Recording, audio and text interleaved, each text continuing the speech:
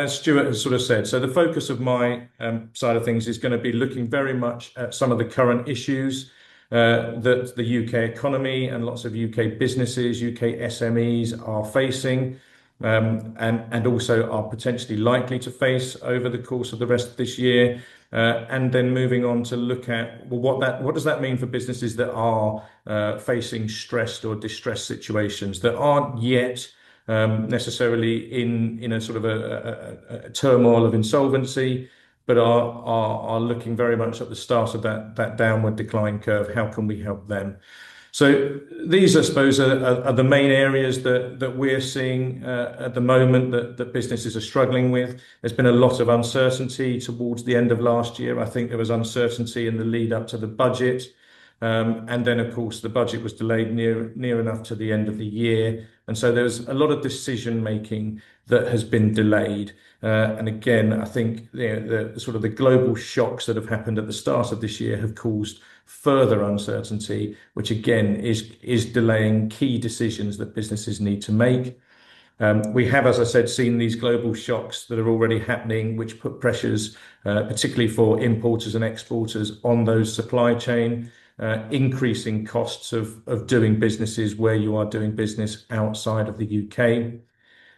There is quite clearly, one of the issues why the budget was delayed. There is an issue. There is a bit of a hole in the public purse, and there is pressure on those government agencies to collect in monies that are owed to it.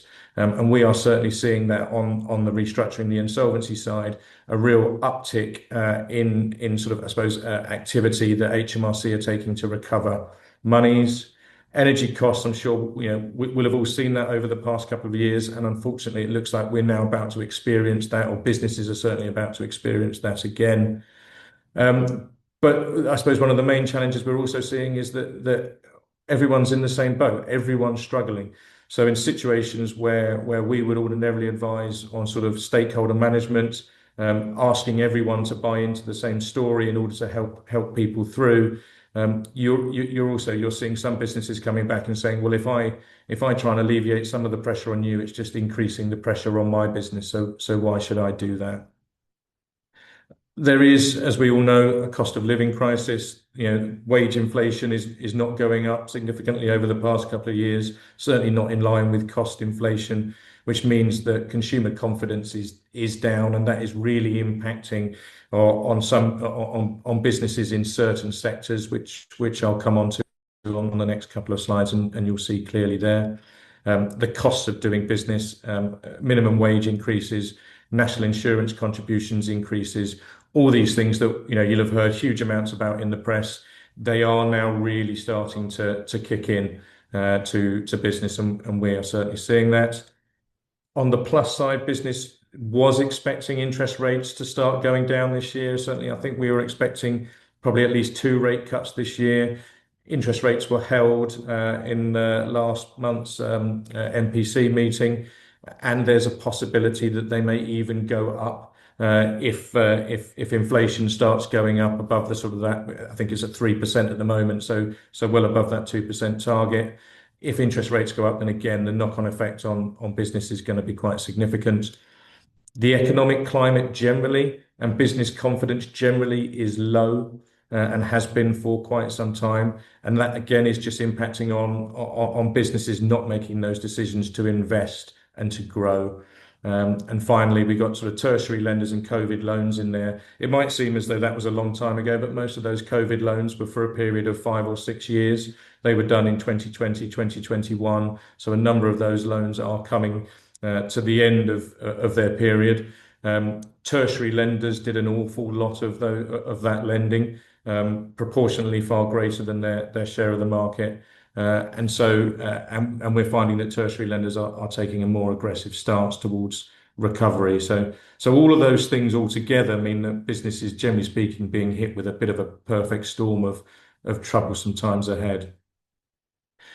I won't dwell on this side. Insolvency basically is well up. The top number there, which you can see in the box of roughly 24,000 insolvencies last year. To put that into context, in pre-COVID, sort of 2018, 2019, the normal number of insolvencies a year would be about 16 to 17,000. So, and what we've seen is since 2023, 2024, 2025, the numbers have all been up around the 22, 23, 24,000. So there are large numbers of insolvencies.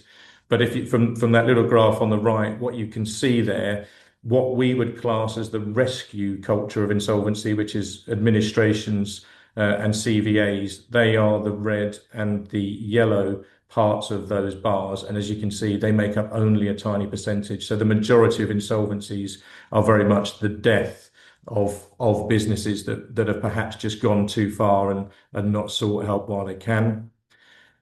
Where I talked about that sort of consumer confidence being low and sort of cost of living crisis, etc., national minimum wage increases, national insurance contributions, that's really impacted on sort of that on the hospitality sector, which again is one of the main sectors where we have seen insolvencies. It's not the largest. The largest has been construction.